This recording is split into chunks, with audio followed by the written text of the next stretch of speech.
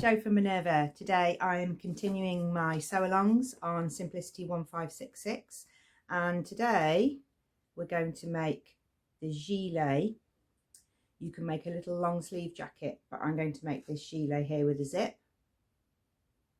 And the focus of today is to use a slightly more unusual fabric, which is a teddy faux fur. It's a brilliant baby to toddler pattern. It's got overalls, a hat. I'm going to show you that today as well. I'm going to make it in the matching teddy fleece. T-shirts, long sleeve t-shirts, little applique detail if you want to use up some of your other little bits of jersey, and the gilet and jacket. It requires a lot of different fabrics, this pattern, so you can make the overalls in cord or poplin.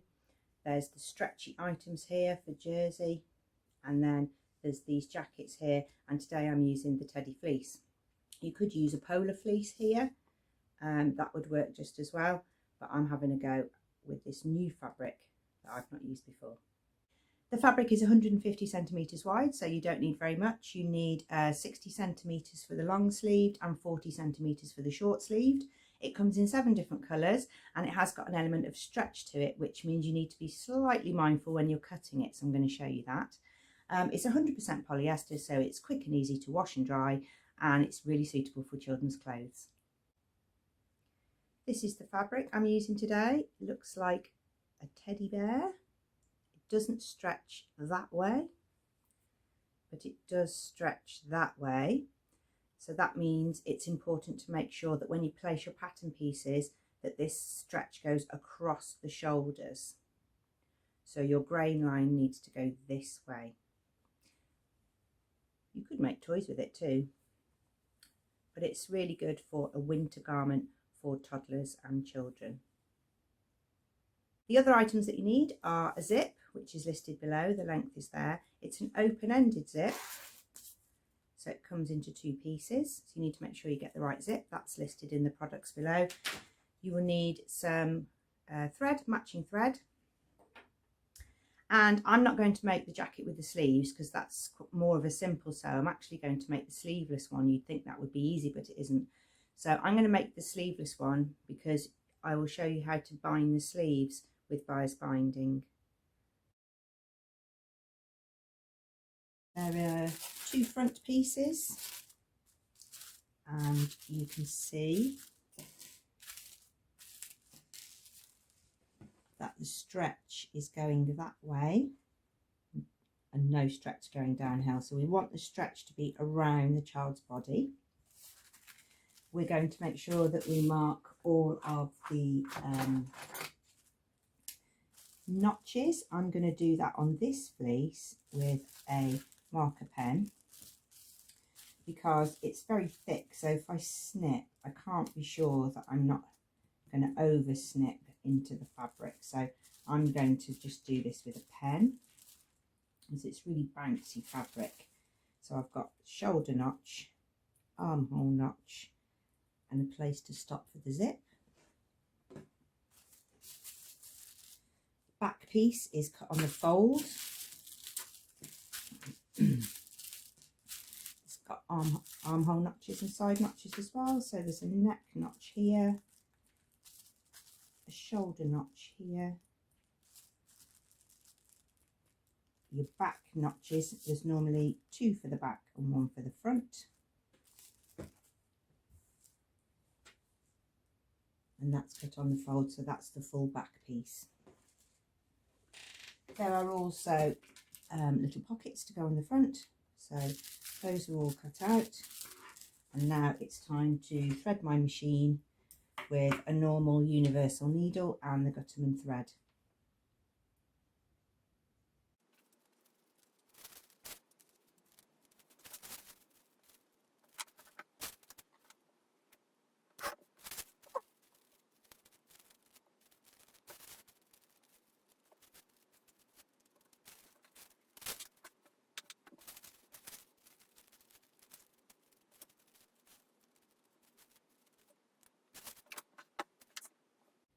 As with all my sew alongs, I'm going to be following the instructions as if you were using them yourself. So the first stage is to stay stitch the necklines, which is particularly important because we've got a stretch fabric. To stay stitch, you're going to do a straight stitch around the neck, but without joining any other pieces. So it feels like you're not really doing anything. It feels like, well, what am I sewing to what? But you're just going to put some stitch in there because that will stop that stretching out. I'm going to do that around the front neckline and the back neckline.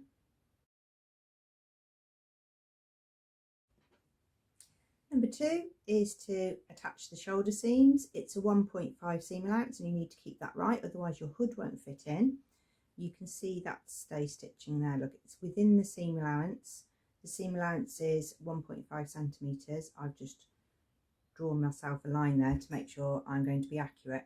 I'm not going to, because of this different fabric, I'm not going to split my seam and iron it flat. I'm going to sew that seam and then I'm going to zigzag or overlock those edges together because this jacket isn't lined, so inside you don't want to have all flappy seams around. We want it to all be nice and neat. So I'm going to sew across the seam and then attach the 2 seams together.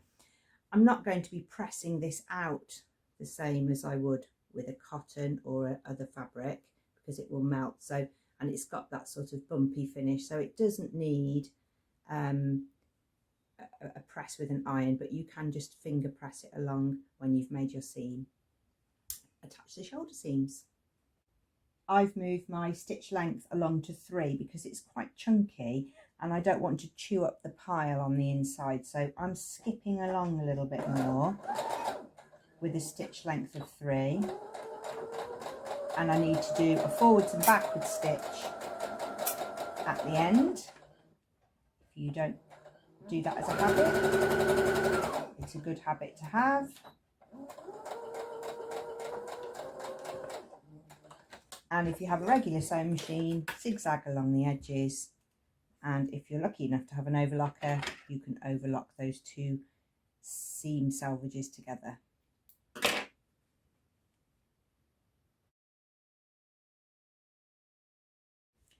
Number 3 is to attach the side seams in the same way. So you need the 1.5 seam allowance and to finish the 2 seams together so that the inside of your jacket won't have lots of seams flapping around.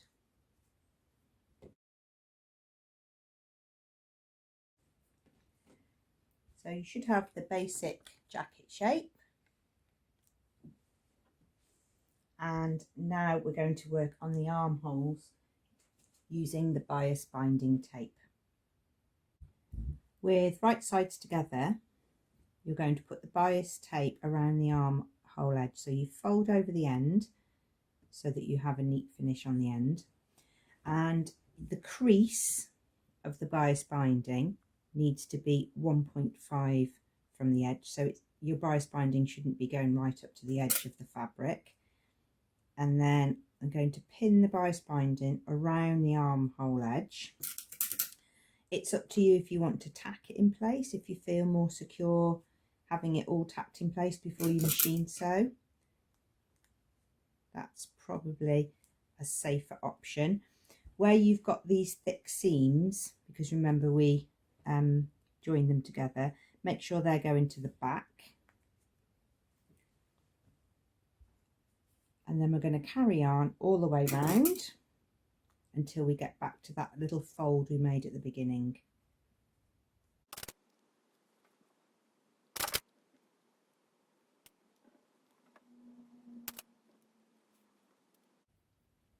When you get back around to the beginning, you need some tape to go past the fold.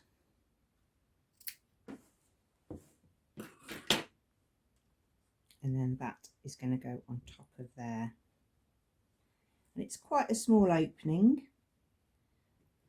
and it should have that 1.5 seam allowance here so that you get a big enough armhole for your child. And you're going to sew along this crease that's nearest the outer edge of the fabric. Then we're going to flip that inside to face the armhole. If it's feeling a little bit bulky here, where you have your seams, you can trim the corners off those just so you don't have quite so much seam allowance where you've got your joins. Once you've attached the binding, this is how it's going to work. You're going to fold that down, so that would be what you see, and behind you would have that tape facing the raw edge. It is quite a tight curve, so there is an opportunity to clip this curve now before you turn it over. Make sure you don't snip your stitching. You might have done that, but it's quite hard to see with the fleecy teddy bear fabric how close you're going, so just be careful you don't snip into the binding. Stitch line. These scissors are really good for clipping curves. The tips are very, very sharp, so I don't have to use that part and risk going through too far. I can just measure and use the tips. Where you had your fold look at the beginning, that will now fold to the wrong side. Might need to take some of that seam out, so you will get a nice join on the underarm.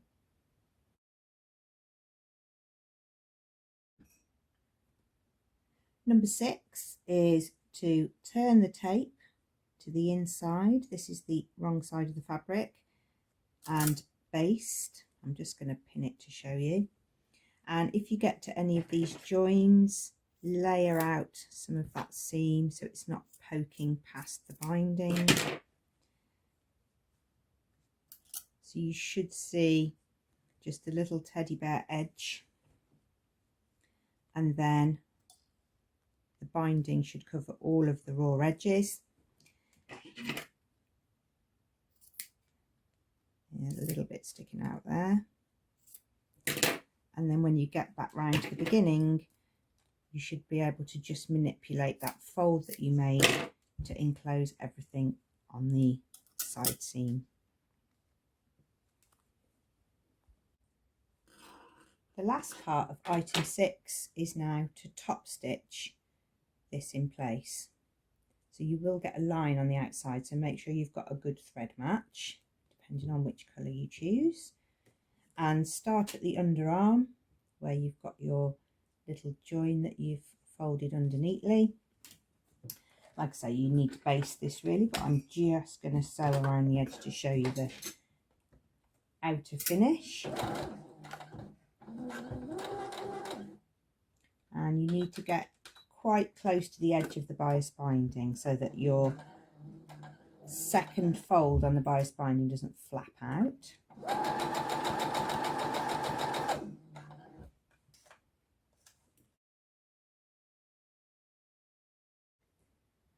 You can see why I have not done the jacket with sleeves now, because that's slightly more complex little technique. You can use that on women's clothing, on the inside of vest tops, or you can use it to face a neckline as well, so it's quite a nice skill to have. Or if you're doing view F, you would just simply put the sleeve in at this point. It's time now to do the hem, which seems unusual, but because you've got this thick fabric, or you might have chosen a fleece, then you're going to finish the edge so you can zigzag or overlock, and then you're going to turn it down by 6mm and sew it. If you do a double hem, it'll be like a big thick tube, so you just need to have a 6mm hem, and you attach that now.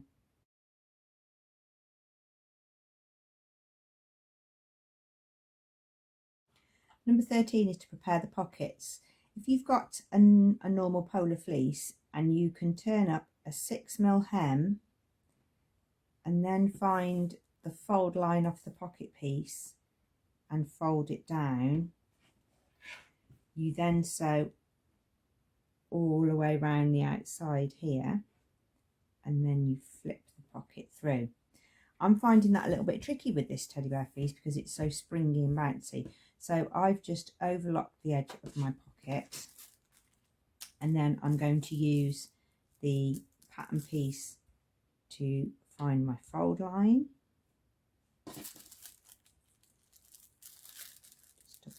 that.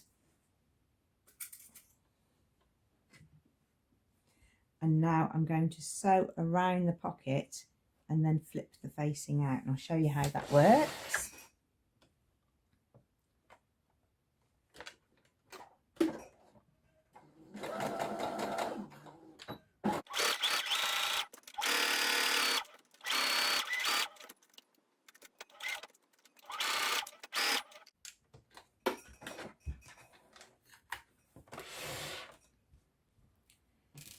Okay, so now I've got the fold line here, and now I'm going to flip the pocket out, and that's how I've got a nice top edge to my pocket. But I just couldn't really afford in this teddy fleece to have another fold here, so the inside of the pocket will have this flat overlock edge, and the outside will have this nice thick top that won't stretch out.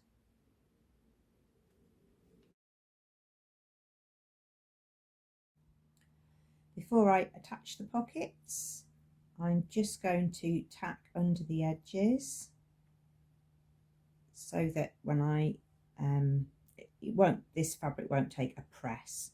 I can't keep that raw edge under with a press with this fabric, so I'm just going to baste along using the seam allowance on the pattern, and then these will be ready to put on the front of the jacket using the markings that are on the paper pieces, which I'll show you in a minute. So it doesn't take long, but you're not going to be able to hold those down with pins with this fabric, and that's why we do these so long, so that you can see some tricks for using different fabrics. So now that can be sewn down without these little bits flipping out from the corners. These are the pocket markings from the front pattern piece. They were marked on, but I can't mark on this side of teddy bear fleece with a pen, so I'm going to fall back on some good old-fashioned tailor's tacks. So I've just got some tacking thread threaded through a needle, and I'm just going to do a few stitches that will mark for me on this side where that tack is, and the other dot will be here, and I'll put some threads in there, and then I'll be able to match up my pocket with the two dots.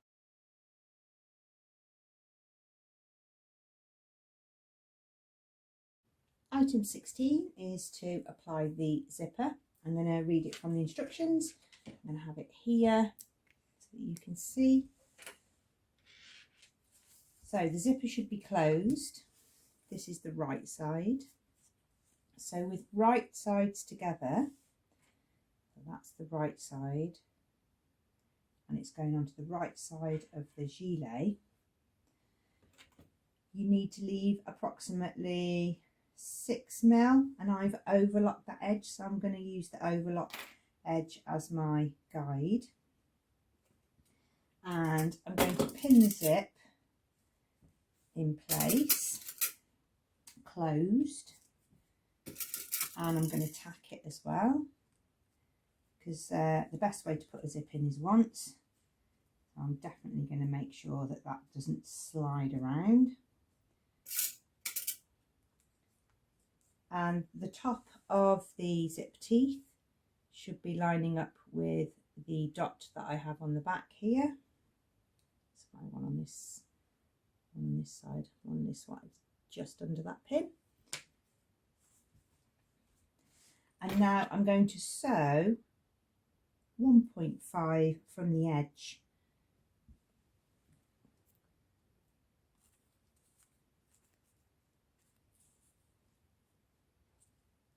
So it will be just along those teeth. Number 17 is to open up the zipper, and then you're going to put the other side, right side together, right side of zip with the right side of fabric, and you're going to do that same amount there, 1.5 from the edge, and then you'll have a line of stitching along this zipper. The zipper is slightly exposed, so that's why that 1.5 is important, so that you've got the same amount exposed on each side.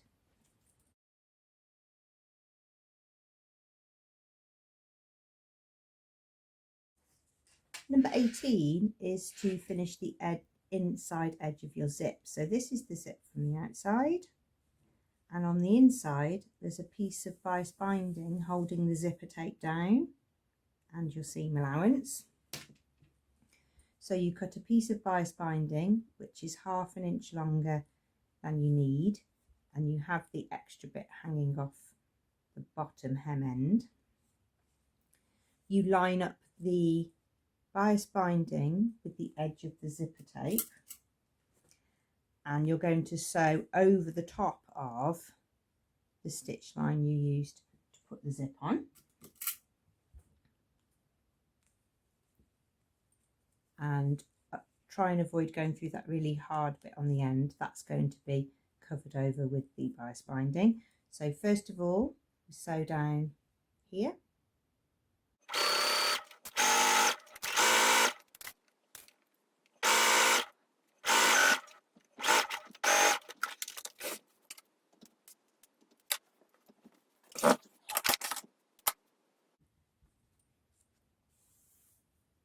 So you should have in order of right side of fabric, touching right side of zip, touching right side of bias, and then you have all of the seams here.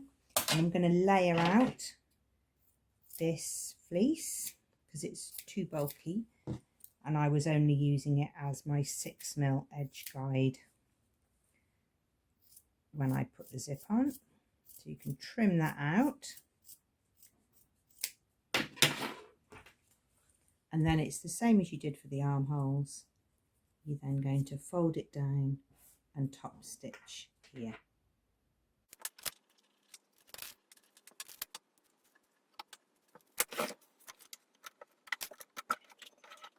So on the end, cut the spare off and fold it underneath.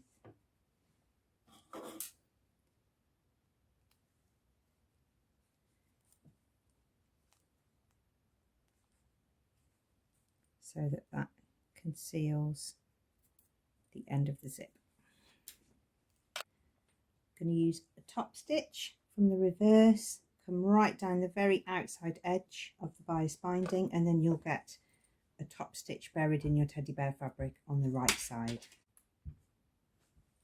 That's the main body done now. So you've got the pockets, you've got the zip with the zip facing on the inside, and armhole facings on the inside, so there's no raw edges, and the raw edges that we did have, we overlock those together to keep them neat on the inside. And now it's time to find the 2 hood pieces again, which you would have cut with the stretch going in the right direction.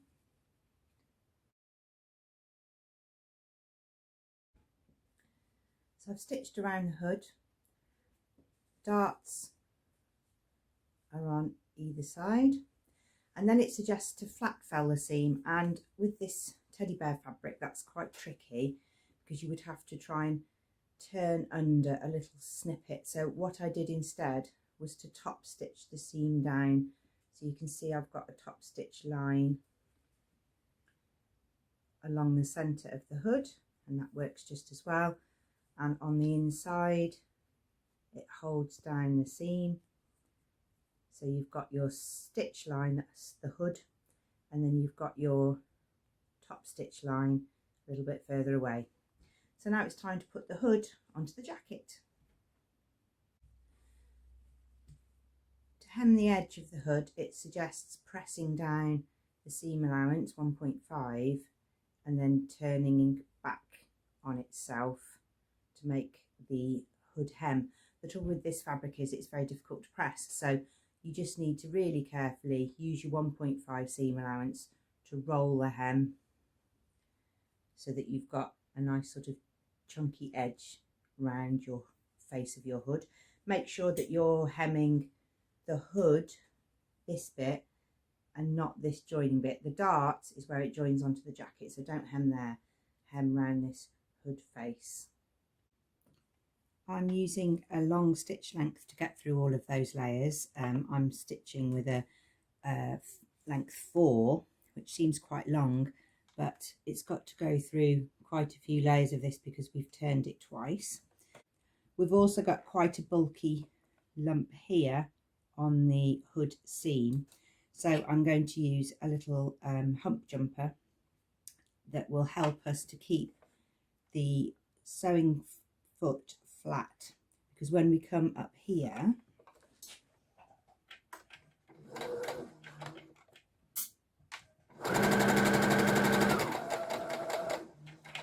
our foot now is starting to tip up from the front.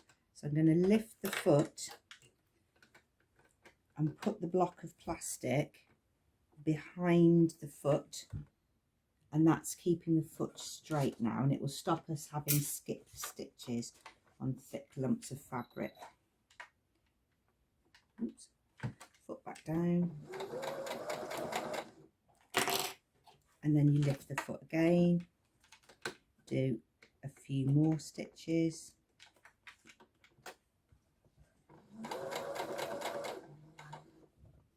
now we've got the heel of the foot tipping back and the front, and I'm going to use it on the front.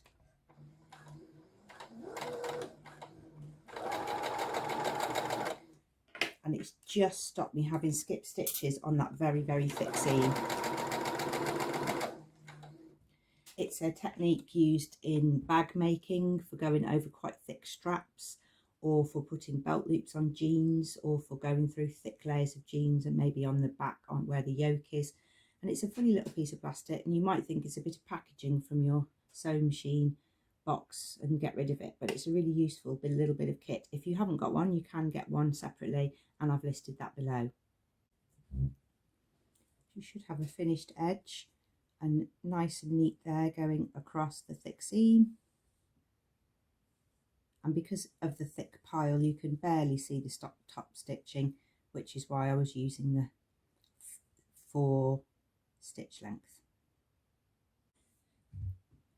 Number 24 is to match the hood to the jacket. So you're matching the edges nice and flush here. You've got the dart and the joined together seam allowance there. So split one way and one the other. So here, for example, I'm going to match up the seam. Then I'm going to have the dart going that way and the seam allowance going that way. So I've evened out the amount of fabric I've got in that seam. If I have it all over there, I'm going to end up with a very big lump there. So I want to split one way and one the other, and making sure that I've pushed that shoulder seam the same way it went on the armhole. And I'm going to pin that in place and go carefully over that bit so that I make sure I get a nice flat seam. There's notches on here as well, which you will have marked from when you cut out, because you do have to ease that piece in a bit. It's not absolutely flat. And now that's ready to sew. The final part of the pattern is the skill you already know, which is to apply the bias binding to conceal the neck seam. I'm actually not going to do that on these item because my teddy bear fleece is so thick, especially where these darts are and the layers from the shoulders, that I'm going to use my overlocker to overlock that seam together, and I think that's going to be fine enough on that inside. If you think you've got fabric that needs this binding, so if you've got a finer fleece, you can do the same technique around the neck, but I'm just going to overlock that together so that the neck is all finished, and from the front I will have a neat finish from the zip end to the joining of the hood. I've overlocked that and top stitched it down, and I think that's as neat as I could get it. I could have put the bias binding around that neck, but it was pretty chunky with this teddy bear fabric, so depending on your fabric choice will be your technique choice there for the hem around the neck. So that's the little gilet. Pretty cute. You could also add little iron-on things if you like. You could put motifs on the back if you like in applique, so you could applique onto this. It would make quite a raised feature on the back. But I've got a little bit of fabric left, so I'm going to have a go at making the hat.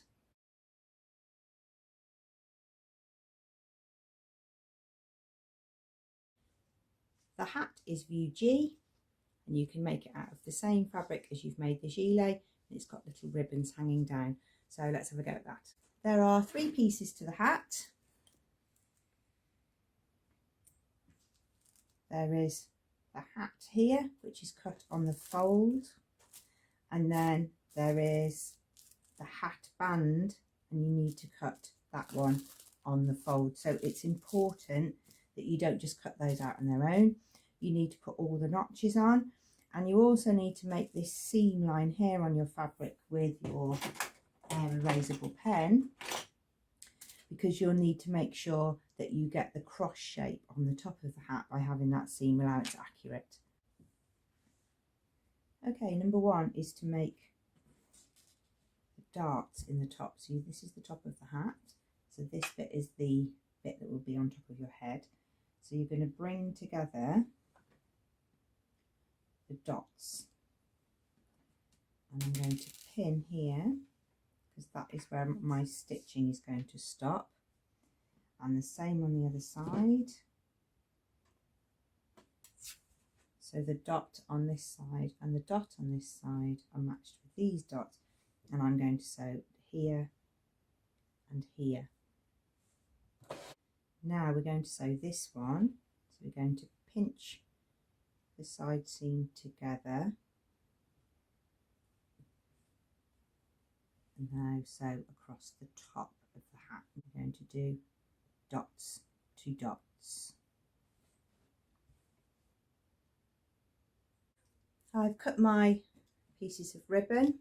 I've just melted the end just to stop that from fraying, and now I'm going to attach those ribbons to the outside of the hat crown using the dots that I put on the back as the marker.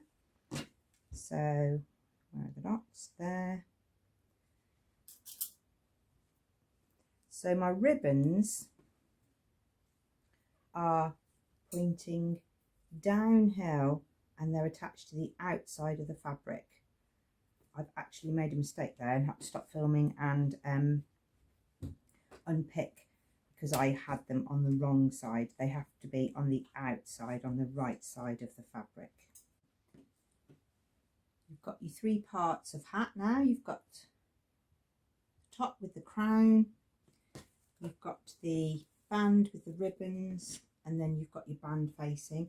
And now what you need to do is, with right sides together, put the 2 bands matching the centre seam, and then you're going to go around and match all of that curved edge and make sure that your ribbons are pointing down and inside, not coming out from the wrong side, and then stitch all the way around the band. So this ribbon needs to be inside like that. Nearly there.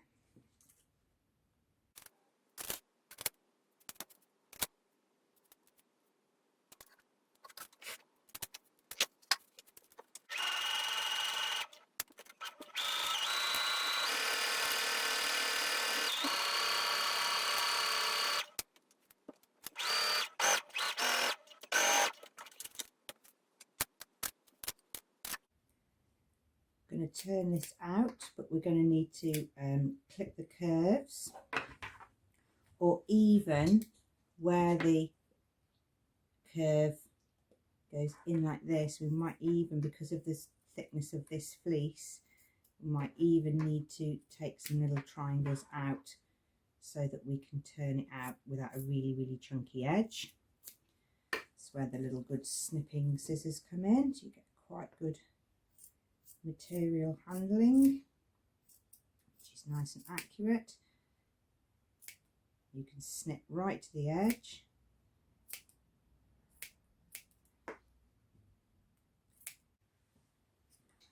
Right, we're now going to attach the hat band to the hat, and again we're going to need our hump jumper, because here is all of the centre seams of the crown and of the band, and that's a hefty amount of seam to go through there.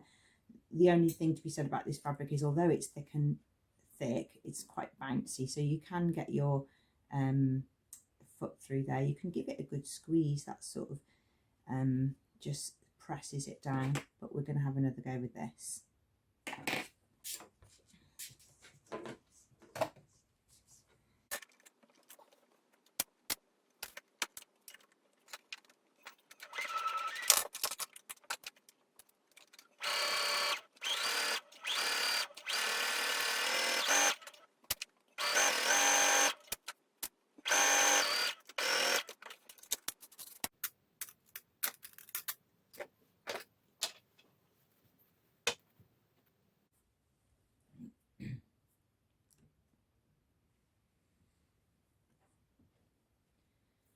There it is, super cute.